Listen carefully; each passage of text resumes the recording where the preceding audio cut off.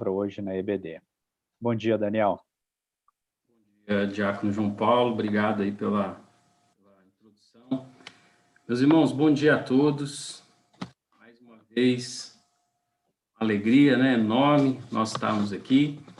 Eu quero dizer para os irmãos que nós tivemos aí um atraso no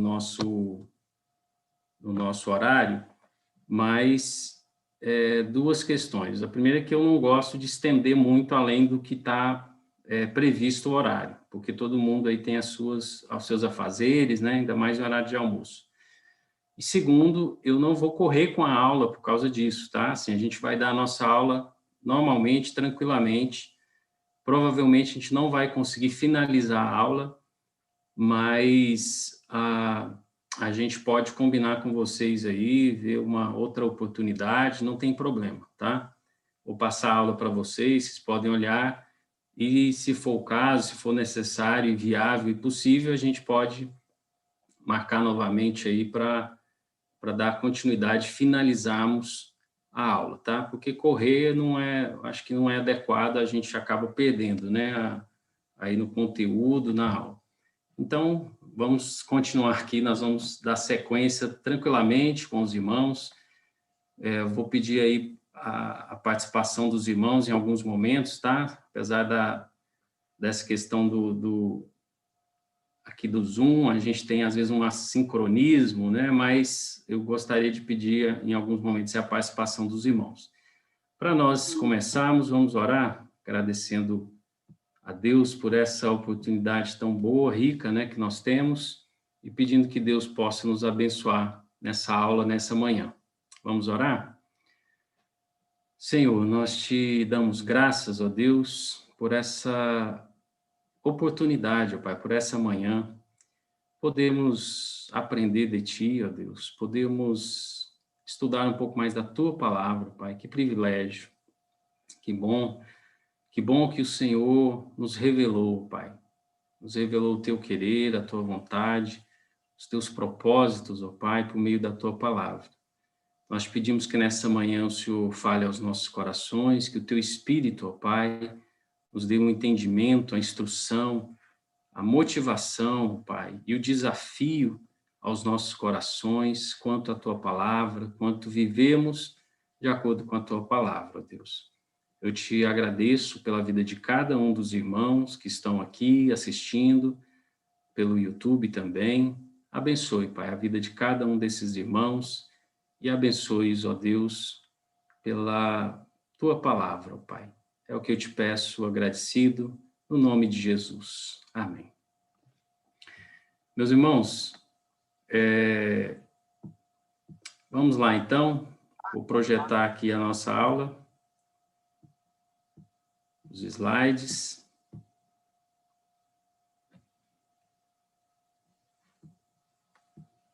Só um minuto.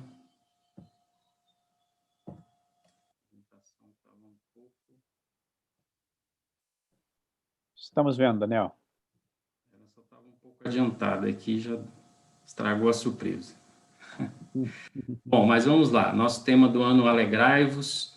E hoje nós estamos finalizando o nosso curso do Presbiterianismo Avançado com a nossa 9ª e última aula, onde nós vamos tratar da segunda vinda de Cristo.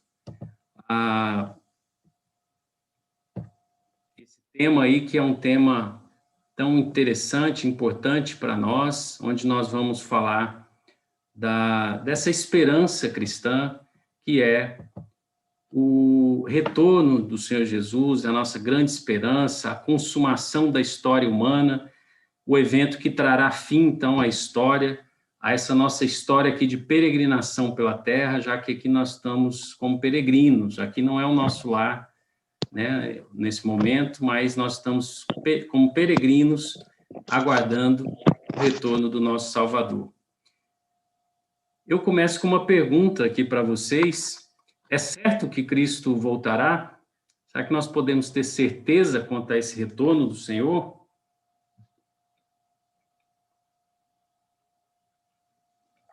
Dá uns segundinhos aí para vocês pensarem. Irmãos, a volta de Cristo, ela é tão certa como o ar que nós respiramos.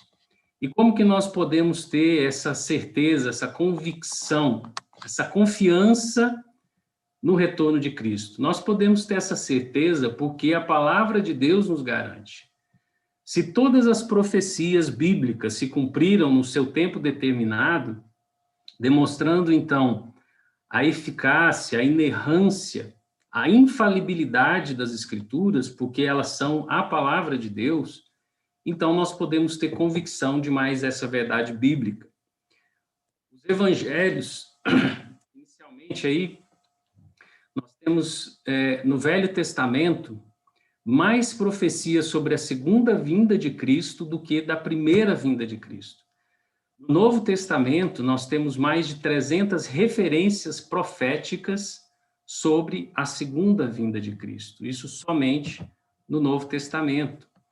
E todos os livros do Novo Testamento, com exceção de Filemon, carta de Filemon, 2ª e 3ª de João, vão tratar dessa verdade, dessa gloriosa verdade.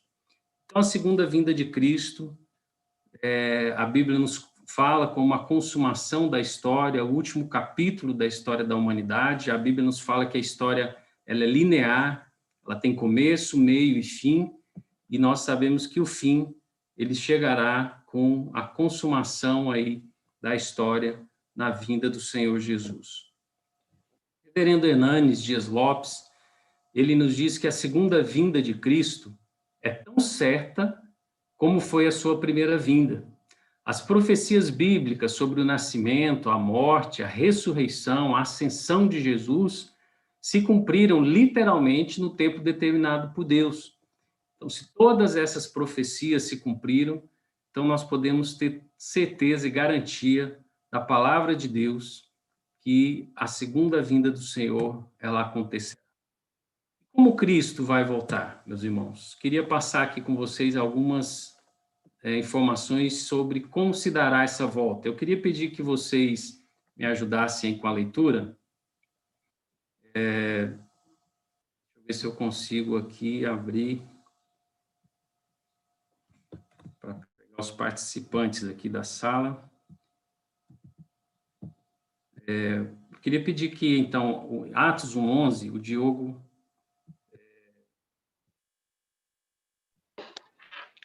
lesse para nós, e aí Marcos 13:26, vou pedir para o Jefferson abrir, e depois ler também. José Reis, se puder, por gentileza, Mateus 24:27, e vou pedir para deixa eu ver aqui, Sérgio, por gentileza, Mateus 25:31. Aí, no momento que eu indicar a vocês, vocês façam aí as leituras, tá? Atos 1:11, Diogo, Marcos 13:26, o Jefferson, Mateus 24:27, o Cazuza, Mateus 25:31, o Sérgio, ok? Então, Diogo, por favor, Atos 1:11. Eles disseram: varões galileus, por que estáis olhando para as alturas? Esse Jesus que dentre vós foi assunto ao céu, virá do modo como os viste subir. Esse capítulo de Atos, Atos 1, ele vai nos falar da ascensão de Jesus. E no verso 9, nós vemos aí falando que Jesus foi elevado às alturas, e nesse versículo 11, que o Diogo nos leu para nós, 2 anjos, né, que estavam ali, 2 homens vestidos de branco, 2 anjos, eles falam que Jesus virá do modo como o viste subir. E como foi que os discípulos viram Jesus subir? Viram Jesus subir com o corpo, né, ressurreto, uma pessoa. Então, Jesus voltará corporalmente, a mesma pessoa que deixou os discípulos. Essa volta de Jesus será, então, pessoalmente, fisicamente. Algumas linhas aí, alguns estudiosos, às vezes argumentam que essa volta ela vai ser uma volta, digamos, invisível, né? Uma volta simbólica, e dessa forma seria uma volta que, de fato, não ocorreria. Mas a Bíblia nos mostra, não mostra assim, a Bíblia mostra que Jesus, de fato, voltará pessoalmente, fisicamente. Marcos 13, 26. Então verão o Filho do Homem vir nas nuvens, com grande poder e glória. Isso, obrigado, Jefferson. Então, como é que será também a volta de Cristo? Ela será visível. Nesse texto que o Jefferson leu, nos diz, né, que verão o Filho do Homem sobre as nuvens. Apocalipse 1:7 também nos diz que todo olho verá. Então, irmãos, a volta de Cristo não será um evento secreto, escondido. Pelo contrário, vai ser um evento que todo mundo acompanhará, será visto por todos. Todo mundo saberá e verá esse glorioso momento da volta de Jesus. Marcos 24, 27. Amém. Porque assim como o relâmpago sai do Oriente e brilha até o Ocidente, assim será a vinda do Filho do Homem. Amém, obrigado, Cazuza. Então, a volta de Cristo, irmãos, também será uma volta repentina. Será num abrir e fechar de olhos, será num momento, de uma forma inesperada. Vai surpreender muita gente quando Jesus voltar. O apóstolo Pedro, lá em 2 Pedro 3:10, também nos fala que o dia do Senhor virá como um ladrão, né? Ou seja, de uma forma inesperada, não vai ter um aviso prévio, né, desse momento, né? Não vai ter um anúncio antecipado, olha, Jesus vai voltar amanhã, Jesus vai voltar daqui uma semana, não, né? Será repentino, será sem aviso, e nós, cristãos, precisamos estar vivendo de acordo com essa expectativa do retorno do Senhor. Mateus 25, 31. Quando vier o Filho do Homem na sua majestade e todos os anjos com ele, então se assentará no trono da sua glória. Obrigado, Sérgio. Irmãos, viram como essa vinda do Senhor será gloriosa? Será muito diferente da primeira vinda de Jesus, né? Que na sua primeira vinda, Jesus nasceu numa manjedoura, se esvaziou, se tornou servo, foi humilhado, padeceu. Agora, Jesus virá em glória, né? Como Rei dos Reis, como Senhor dos Senhores, e todos vão saber que Jesus é o Senhor e que Ele reina sobre todas as coisas. E que Ele é o autor de todas as coisas, que todas as coisas foram feitas por Ele, para Ele, por meio dEle. Então, o Senhor Jesus voltará de uma forma gloriosa, né? Louvado seja o Senhor por isso. Então, nós vemos, irmãos, aí pelos textos, esses são alguns exemplos, né? Nós temos vários textos que vão falar sobre a volta de Jesus, mas nós vemos aí que a Bíblia prediz esse retorno de Cristo de uma forma extraordinária, né? Uma forma visível, repentina do Senhor Jesus. Agora, como nós cristãos, como nós crentes devemos viver, ou como essa certeza, essa convicção do retorno de Jesus deve gerar em nós uma expectativa tal que reflita na nossa vida, de que forma nós devemos viver, refletindo então essa certeza, essa convicção do retorno de Jesus. O Senhor Jesus nos fala lá em Mateus 24, 42, né? Ele fala, portanto, vigiai, porque não sabeis em que dia vem o Senhor, o vosso Senhor. Então, nós temos que vigiar. Agora, vigiar não é ficar ansioso, não é ficar desesperado, né? Não é ficar apavorado. Vigiar é um estado ativo de alerta, né? Não é um estado de espera passiva. Não é como se a gente estivesse ali num consultório esperando um atendimento, né, no consultório, a gente fica ali na sala de espera, e aí a gente fica aguardando, né, esperando o momento, ansioso, acomodado, ali distraído, não é isso, né?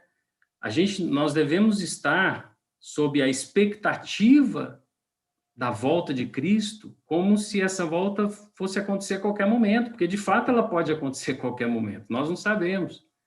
Então, nós temos que viver nessa expectativa, vigiando, né, no estado de alerta. Complementando a isso, o apóstolo Pedro, lá em 2 Pedro 3, 11, 12, ele nos fala que a expectativa da vinda de Cristo ela deve nos fazer viver de uma maneira santa e piedosa, esperando e apressando a vinda do Senhor. Então, nesse estado de vigia que nós temos de estar, aguardando, né, a vinda do Senhor, a nossa vida ela tem que ser vivida de uma maneira santa, de uma maneira piedosa, agradável a Deus. E o apóstolo Pedro fala também que nós devemos viver de forma a apressar essa vinda do Senhor. Agora, vejam só, irmãos, Deus é soberano, né? De modo algum nós iremos, assim, alterar essa data da volta de Cristo, esse plano, o plano de Deus estabelecido, mas sobre um aspecto humano, sobre uma visão humana da nossa participação na vinda de Cristo, o Senhor Jesus, lá em Mateus 24:14, fala que um dos sinais que vão preceder o retorno dele será a pregação do evangelho a todas as nações. Então, se nós vivemos nessa expectativa da volta de Cristo, uma das coisas que tem que moldar assim o nosso coração, fazer o nosso coração assim ficar não incomodado, mas nos deixar assim inquietos, é a pregação da palavra de Deus. Então nós temos que estar assim de certa forma engajados no evangelismo, né? Em missões. A gente precisa ter um coração voltado para essas coisas, porque nós vivemos nessa expectativa da volta de Cristo e nós sabemos que uma dos sinais dessa volta é a evangelização de todas as nações. Então, isso deveria criar em nós, deveria fazer em nós, nos nossos corações, um desejo cada vez maior de nos engajarmos no evangelismo, de nos engajarmos em missões, não exatamente em sermos, talvez, missionários, ou sermos um missionário em outro país, mas contribuirmos com as missões, em oração, com os missionários, com recursos, e contribuímos com a evangelização. A evangelização, a gente não precisa também sair, é claro que isso Deus pode nos chamar também, mas não necessariamente nós temos que sair para ir em outros povos, nós podemos evangelizar aqueles que estão próximos de nós, tendo essa expectativa, né, da volta de Cristo como um motivador para que nós estejamos envolvidos, então, com a pregação do Evangelho.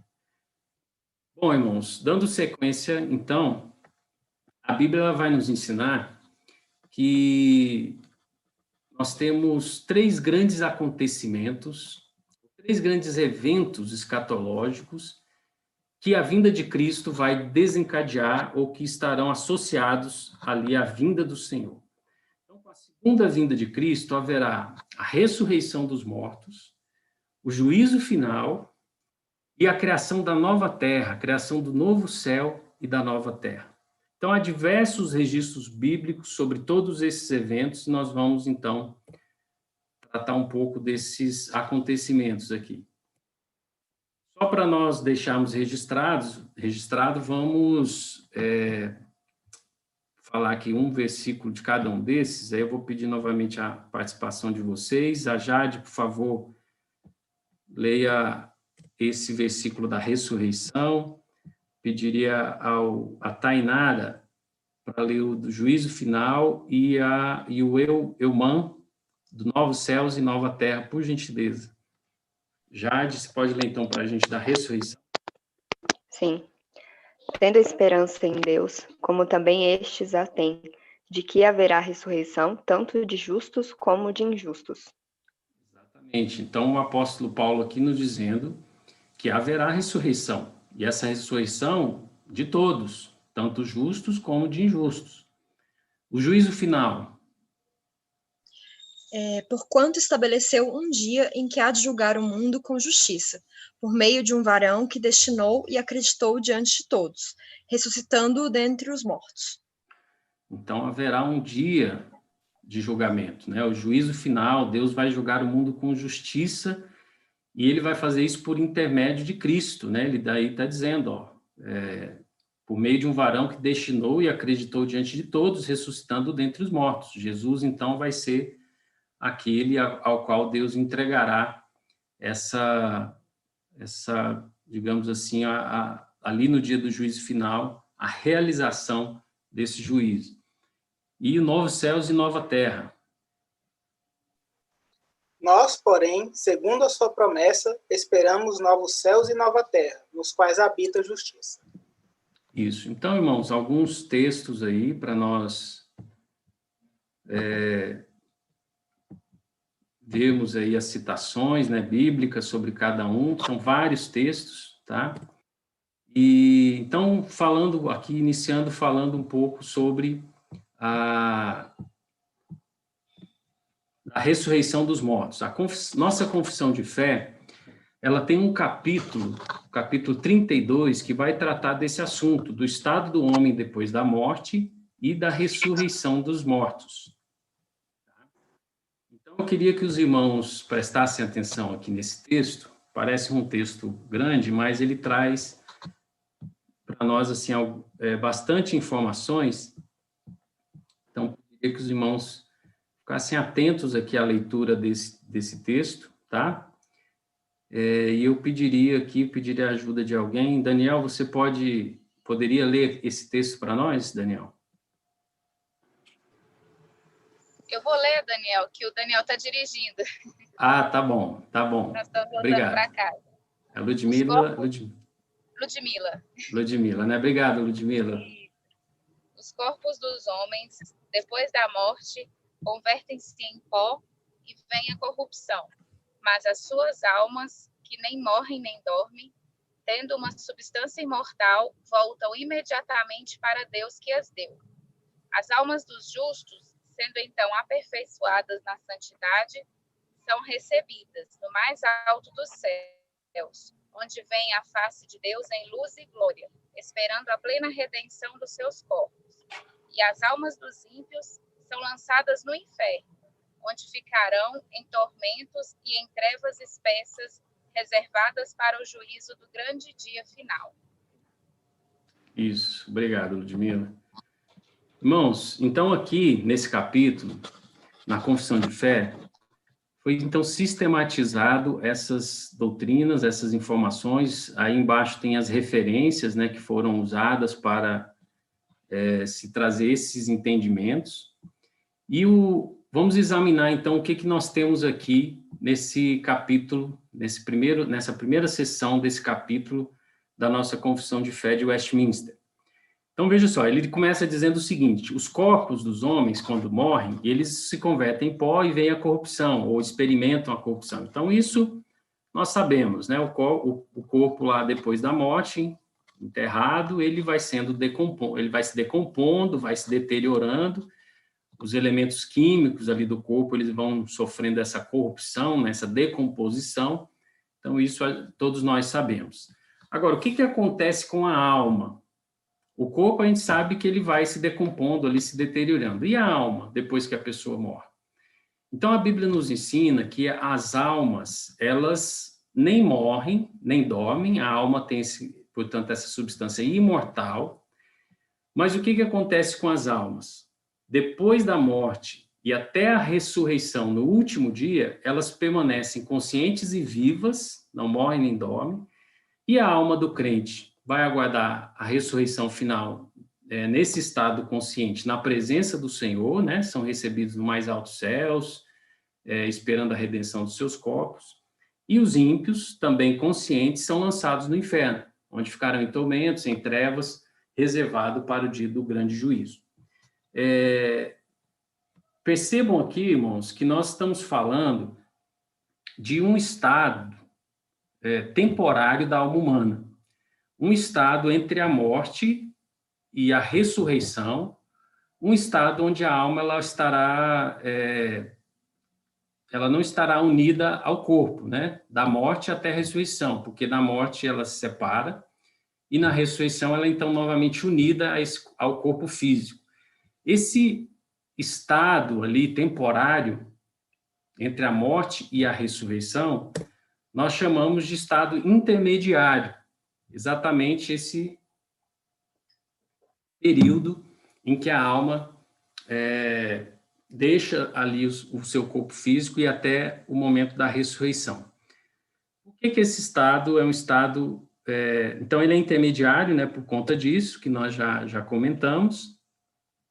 E na ressurreição, então, essas almas serão novamente unidas aos corpos físicos. No caso dos cristãos, o nosso corpo vai ser um corpo glorificado, né?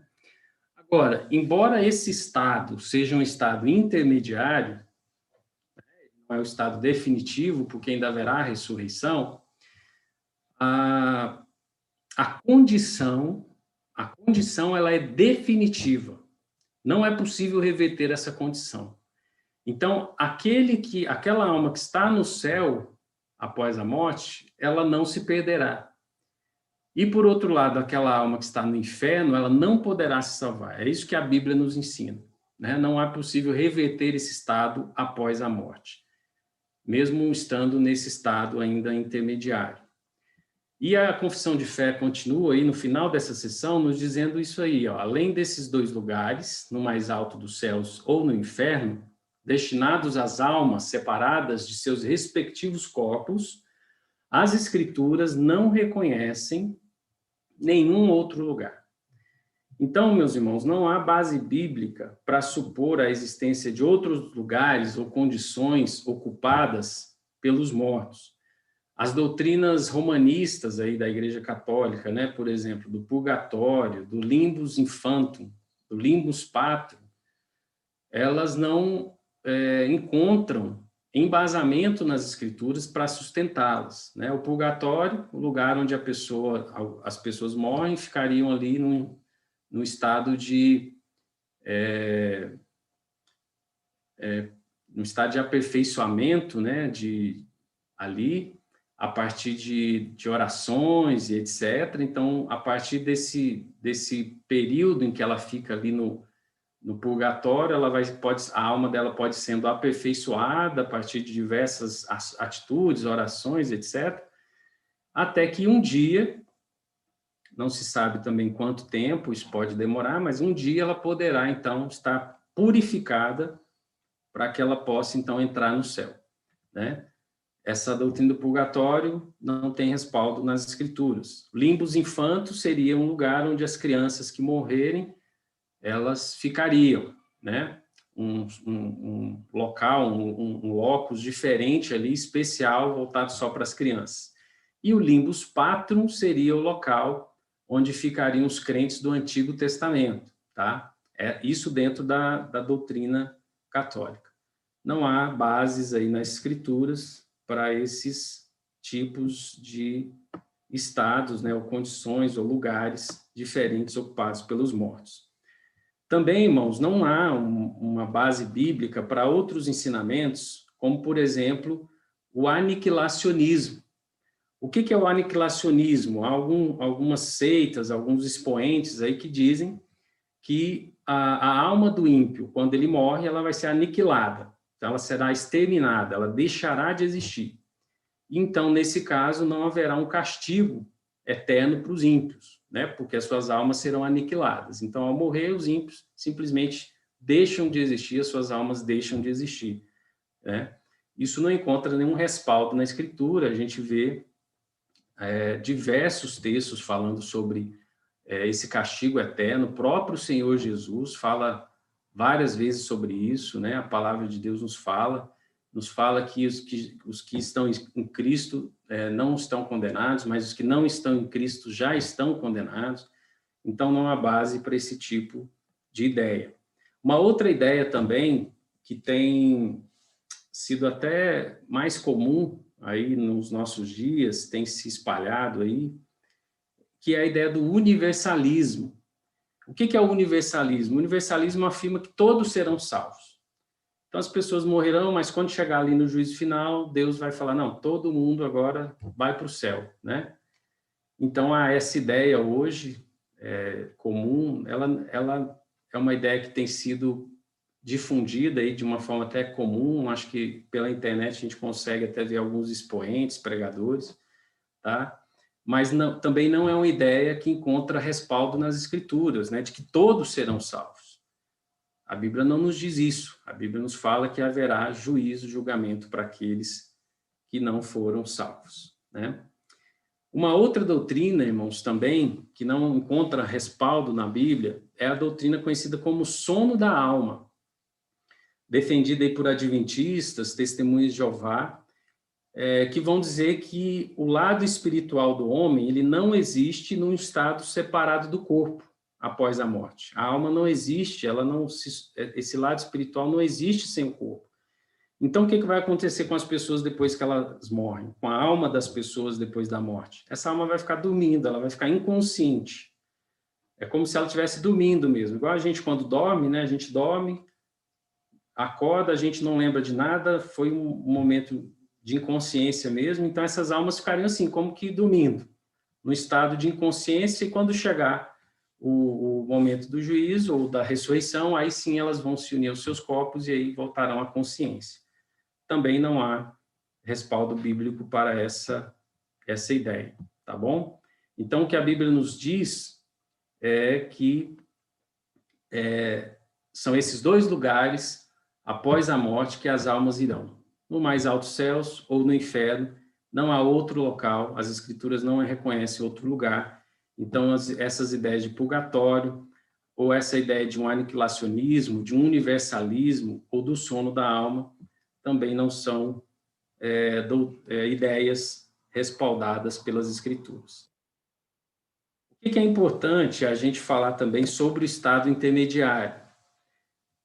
Nesse livro A Bíblia e o Futuro, do Anthony Hoekema, eu não sei se fala assim o sobrenome dele, acho que é Hoekema, eu usei esse livro praticamente como base para essa aula, um livro muito bom, muito interessante, e ele nos diz o seguinte: o ensino bíblico sobre esse estado intermediário, nunca deve ser separado de seu ensino sobre a ressurreição do corpo e da renovação da terra. Por causa disso, como diz Berkouwer foi um dos principais teólogos das igrejas reformadas da Holanda, que viveu no século passado. Ele escreveu um livro também sobre o retorno, a segunda vinda de Cristo. Então, Berkouwer dizia, né, que o crente deveria ter não uma expectativa dupla do futuro, mas uma expectativa única. O estado intermediário e a ressurreição devem ser considerados dois aspectos de uma esperança única. Então, nós temos que entender o estado intermediário como um aspecto, para esse aspecto final, que é a nossa ressurreição, e tudo isso faz parte de uma única esperança que nós temos que ter, que é a nossa ressurreição, nosso corpo glorificado, então a nossa habitação para sempre com o Senhor, onde reinaremos juntamente com o Senhor na sua vinda. Bom, irmãos, eu vou passar mais esse slide aqui da ressurreição dos mortos, e em seguida a gente abre para perguntas. A gente não vai conseguir, talvez a gente estejamos conseguindo aqui dar a metade dessa aula, tá? E aí a gente pode depois ver aí com os irmãos um momento oportuno de dar continuidade ou não, aí a gente avalia, tá bom? E a gente passa também os slides para vocês. A gente ainda vai ficaria faltando falar do juízo final, das posições sobre o milênio, né? Que é também um assunto aí bem interessante, e também a gente falaria um pouco ali no final sobre novos céus e nova terra. Então, vamos continuar aqui, e a gente, terminando essa parte da ressurreição dos mortos, a gente abre aí um pouco para perguntas e a gente finaliza, tá bom? Bom, também no capítulo 32 aí da nossa Confissão de Fé, os textos bíblicos, as referências coletadas estão aí. Ela vai dizer o seguinte: no último dia, os que estiverem vivos não morrerão, mas serão transformados, e todos os corpos ressuscitarão com seus mesmos corpos e não outros, ainda que com propriedades diferentes, os quais se unirão novamente às suas almas para sempre. Então, irmãos, o que nós temos aqui de aprendizado nessa passagem aqui da nossa Confissão de Fé? Bom, a gente aprende aqui, né, com base, é claro, nos textos bíblicos, tá? No texto bíblico, que no último dia vai acontecer uma ressurreição simultânea de todos os mortos, tanto justos quanto injustos. Aqueles que estiverem vivos na terra não morrerão, mas eles vão ser transformados, os seus corpos serão transformados, porque a partir do juízo esse corpo também passa a ser dotado de uma imortalidade, né? Ou para viver com Cristo, ou para viver no inferno, né? Uma outra questão aqui que a gente pode tirar, que a gente aprende aqui, é que os corpos, então, ressuscitarão e se unirão às suas almas. A identidade desses corpos, ela será preservada, serão os mesmos corpos, não é outro corpo, ainda que essas propriedades, obviamente, sejam transformadas, né? Então, o que ele está dizendo aqui é que a alma, ela não vai agora encontrar um outro corpo, um corpo diferente, né? Não é uma reencarnação, é uma ressurreição. A ressurreição, a alma, então, ela é ressurreta e se une àquele mesmo corpo. A reencarnação, que é uma doutrina espírita, né, e também de várias matrizes orientais, ela vai ensinar, e isso não tem nenhuma base, obviamente, na Escritura, na Palavra de Deus, mas ela vai ensinar que a alma, ela se encarna diversas vezes em vários corpos diferentes, em várias vidas diferentes. Em cada reencarnação dessa, ela esquece, né, aquilo que aconteceu nas suas vidas anteriores. Então, essa doutrina não é bíblica, a doutrina bíblica é da ressurreição, onde, então, as almas elas são unidas novamente aos mesmos corpos, tá? E os corpos dos crentes, eles serão glorificados. A semelhança do que aconteceu com o corpo de Cristo, né, depois da sua ressurreição, acontecerá com os crentes. Eles terão um corpo glorioso, glorificado, semelhante ao corpo de Cristo. E esse corpo, né, é o corpo onde todos os resultados do pecado, inclusive a morte, já terão sido removidos. Então, um corpo glorioso, um corpo glorioso, glorificado, igual do Senhor Jesus. Irmãos, a gente entraria aqui no juízo, tá? Mas realmente o nosso tempo já está bastante avançado.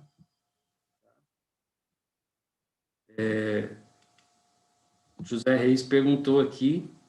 Bom, irmãos, antes de entrar aqui na pergunta do nosso irmão, eu não sei se vocês... há interesse dos irmãos para a gente continuar essa aula no outro domingo, eu não sei se haverá possibilidade, eu teria que ver com o pastor Marco Antônio, né, sobre isso. A gente tem aqui mais conteúdo para mais uma aula, com certeza. Então, também não adianta, eu acho, agora a gente correr em 5 minutos, porque não faz sentido também. Tá? Então, eu vou verificar isso com o pastor Marco Antônio e a gente informa para vocês sobre, talvez, essa possibilidade no próximo domingo, né? Eu não sei se será possível também, mas a gente avalia as opções e informamos vocês, ok? Se alguém tiver perguntas, eu vou ler aqui uma pergunta do nosso irmão Cazuza. E se alguém tiver outras perguntas também, pode ou escrever aqui no chat, ou pode também abrir o microfone, tá? E fazer a pergunta. Nosso irmão Cazuza perguntou o seguinte: o que se pode dizer quanto ao arrebatamento de 7 anos antes da volta de Jesus? Cazuza, isso aqui nós vamos tratar quando a gente falar das posições sobre o milênio. Isso aqui é especificamente sobre uma posição, são 4 grandes, né, posições, existem outras aí, mas as mais conhecidas são 4, e essa, especificamente, ela está relacionada ao pré-milenismo dispensacionalista, tá?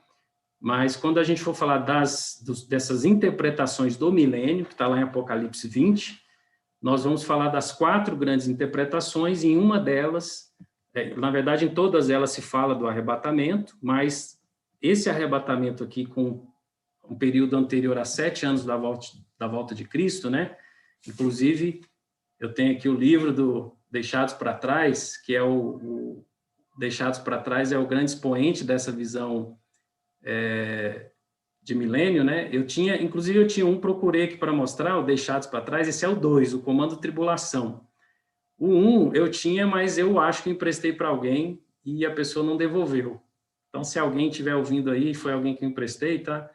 Mas não vai estar aqui não, porque se eu emprestei é coisa de mais de 20 anos atrás. Esse livro eu comprei há mais de 20 anos, na época da adolescência. É uma história, achava que era uma história de ficção, mas ela representa uma posição, que é esse pré-milenismo dispensacionalista, não é a posição nem de longe, né, entre os reformados, talvez seja a mais não combatida, mas a que menos se adequa à visão reformada, tá? Mas, assim, a gente tendo a oportunidade, nós vamos falar sobre essas quatro posições em relação ao milênio, tá? Temos outra pergunta aí. Isso, eu vi aqui do Sérgio, né? Sérgio, a Bíblia deixa claro como vai ser a situação de quem se casou aqui na Terra? Continuarão sendo família no paraíso? Sérgio, você é casado? Ou vai casar? Vou casar ainda, se Deus quiser, pastor. Ah, vai casar, tá. Então, olha só. Com relação a novo céu e nova terra, a gente vai falar um pouco sobre isso também lá na continuidade da aula. A Bíblia fala para a gente mais sobre o que não será esse novo céu e nova terra, muito mais, a gente sabe muito mais do que não será, do que o que será. Então, a Bíblia fala que lá não haverá choro, não haverá pecado, não haverá dor. A Bíblia fala muito mais o que não será, o que não experimentaremos no novo céu e na nova terra. Sobre como será, não há muitas informações. A gente acaba especulando, né? Entrando num campo especulativo. Mas pelo que eu já li aí de alguns pastores, de alguns estudiosos, é que o próprio Senhor Jesus fala, né, que no céu não se casam nem se dão em casamento, né? Então, no céu não haverá casamento, a gente não vai ter casamento, né? Mas se eu casei aqui na Terra, eu tenho uma família, como é que vai ser isso no céu? Por um lado, nós não vamos, se fala que não vai haver dor, né, não vai haver tristeza, se, por exemplo, o nosso cônjuge, ele não estiver lá, né, não for salvo, isso não vai trazer para nós uma tristeza, a gente não vai ficar triste, né, pensando, a pessoa não está aqui e tal, porque lá não haverá tristeza, não haverá choro, não haverá esse tipo de coisa. Por outro lado, há um entendimento de que nós teremos lembranças. Então, a gente também não sabe exatamente como é isso, porque isso não está muito claro, não é dito muito sobre essa situação, sobre como será, mas há um entendimento de que a gente vai ter lembranças assim, nós lembraremos das pessoas, né? Quando nós estivermos no céu lá, eu ver o João Paulo, eu vou ter a lembrança do João Paulo, é o João Paulo, né? Das coisas boas, né? Então, se é das coisas boas, com certeza eu não vou lembrar, por exemplo, que alguns irmãos são corintianos, né? Esse tipo de coisa. Apesar de que isso não vai fazer o menor sentido, né? Mas só uma brincadeira. Então, assim, o Sérgio mesmo, né, que fez a pergunta. A gente tem que evitar muito essas especulações, né, do céu, como é que vai ser. Tem alguns textos que falam, por exemplo, meu filho fica encantado em imaginar que no céu ele vai ter a possibilidade de passar a mão no tigre, né, ou a possibilidade de ter dinossauros e ele poder andar em cima de um dinossauro, né? Mas acaba entrando tudo muito no nível de uma especulação. Então, para a gente não falar coisas que a Bíblia não fala, então a gente tem que tomar esses cuidados. É claro, como eu mencionei no começo, o que a Bíblia fala é mais sobre o que não haverá, muito mais do que o que haverá. Agora, o que a gente sabe é que será um estado maravilhoso, na presença do Senhor, incomparável, né? Incomparável, de prazer, de maravilha, de alegria, de adoração, incomparável a qualquer coisa que a gente possa imaginar ou viver, ter vivido aqui na Terra. Uma bênção, uma maravilha mesmo, o que nos aguarda, né? Então, assim, não sei se eu te esclareci, mas seria isso. O Diogo tem uma pergunta e parece que o José Reis também tem uma pergunta. Eu vou passar para o Diogo e depois para o Cazuza. Eu não sei se eu falo José Reis ou se eu falo Cazuza, mas tem hora que eu falo um, tem hora que eu falo outro. Posso Diogo, fazer, Daniel? Manda bala. Não é difícil Aqui, não, né? É a mesma que eu fiz na aula retrasada, se não me engano, que ainda não foi sanada com relação a Novos Céus e Nova Terra, no capítulo 65 de Isaías. Então é difícil, né? É aquela mesma. Aqui ele fala do versículo 17 ao 25, com relação aos Novos Céus e Nova Terra. Qual o texto, Isaías? Texto de Isaías 65, mais especificamente no versículo 20. Eu acho que eu não vou te responder, não, porque eu lembro que o pastor ficou de te responder. Eu acho que eu vou deixar para ele. Mas vamos lá. Isaías 65, 20. 65, 20. Beleza. Pode falar. Aqui, quando ele está falando de Novos Céus e Nova Terra, normalmente a gente costuma ver que a Bíblia fala que não haverá mais pecado e as pessoas não morrerão e nem nada do tipo, né? Só que aqui no versículo 20 ele fala: não haverá mais nela criança para viver poucos dias, nem velho que não cumpra os seus, porque morrer aos 100 anos é morrer ainda jovem. E quem pecar, só aos 100 anos será amaldiçoado. Aqui não mostra uma possibilidade de se morrer e de se pecar na Nova Jerusalém? Ou não? Aí realmente a gente precisa, como o pastor te falou, não é um texto simples, né? Sim. Aí a gente precisaria dar uma lida aqui no contexto, né? Uhum. Aqui, inclusive, tem um texto que fala, né, do lobo e o cordeiro pastarão juntos, o leão comerá palha, que é o texto que o Vitório, meu filho, gosta para imaginar a possibilidade dele poder, né, estar perto dos animais e tudo. Sim. Mas, Diogo, eu vou cobrar o pastor desse texto, porque ele prometeu que ia, né, analisar, sim. E aí a gente manda uma resposta, inclusive, no grupo, né? Mas eu vou dar uma olhada também, eu não sei se o pastor vai...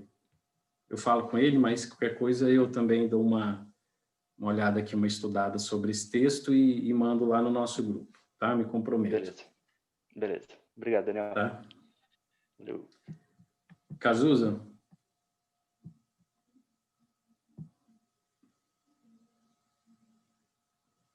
Tá. Oi, irmão. Amém. Para colaborar um pouco com a pergunta anterior sobre se os casamentos serão mantidos no céu, quando você falava, me veio a passagem de Jesus sendo questionado pelos fariseus que tentavam pegá-lo em alguma contradição a respeito de quem seria a viúva após ter casado com um irmão, com outro irmão, essa coisa toda, né? Jesus deixou bastante claro que não haverá casamento no céu, né? Como você bem disse, a Bíblia deixa muito claro sobre o que não haverá, né? Então, realmente, só queria colaborar no momento da pergunta com essa passagem, né? Quando os fariseus tentam pegar, não recordo qual é a passagem, mas ali, claro, Jesus afirma, né? Não haverá a relação de casamento. Aquela pegadinha ali, né, dos fariseus, porque quando lá na cultura deles, né, na tradição, na lei hebraica, quando o marido morria, a mulher casava com o irmão, né, do falecido. E eles ainda falam, ela casou lá com 5, né? Eu acho que foram 5 irmãos. Então, de qual deles, né, que ela vai ser esposa lá no céu? Aí Jesus, então, fala que, né, não haverá, não se dão um casamento, não haverá nessa questão. Bem lembrado esse texto aí, Cazuza. Obrigado, viu? Meus irmãos, tem mais alguma pergunta que os irmãos queiram fazer agora? Deixa eu ver o horário aqui, 12h22, né? A gente já está bem avançado. Bom, eu quero agradecer vocês aí pela participação, né? Pela paciência. E aí nós vamos ver, então, para a gente tentar dar continuidade, né? Porque ainda falta uma parte significativa aí, são assuntos bem importantes, além de importantes, são assuntos que realmente a gente sempre tem questionamentos, né? Então, eu vou verificar isso com o reverendo Marco Antônio e coloco lá no grupo, no nosso grupo, né, o posicionamento, o que a gente fará, então, para a continuidade dessa aula, tá bom? Então, vamos orar mais uma vez, meus irmãos, e assim a gente finalizando a nossa aula. Senhor, eu quero te agradecer, Senhor, por esse momento, Pai, que o Senhor nos concede de falarmos das coisas acerca do teu reino, Pai, da tua palavra. Eu te louvo, Pai, te louvo por essa oportunidade, Pai. E agradeço pela vida de cada irmão, cada irmã que está aqui, que acompanhou, ó Deus, essa aula. Eu peço que o Senhor possa, ó Deus, colocar no coração de cada um, Senhor, a tua palavra, o entendimento da tua palavra, mas principalmente, ó Pai, essa expectativa gloriosa, Senhor, da tua volta, que possamos viver com esse desejo, ó Pai, com essa expectativa da tua volta, de vivermos contigo, ó Pai, que entendamos que aqui não é o nosso lar, mas que somos peregrinos, ó Pai, que não estejamos acomodados, ó Pai, mas que estejamos sob uma vida santa, piedosa e, ó Deus, buscando, ó Pai, com todas as forças, fazer a tua vontade, o teu querer, ó Pai.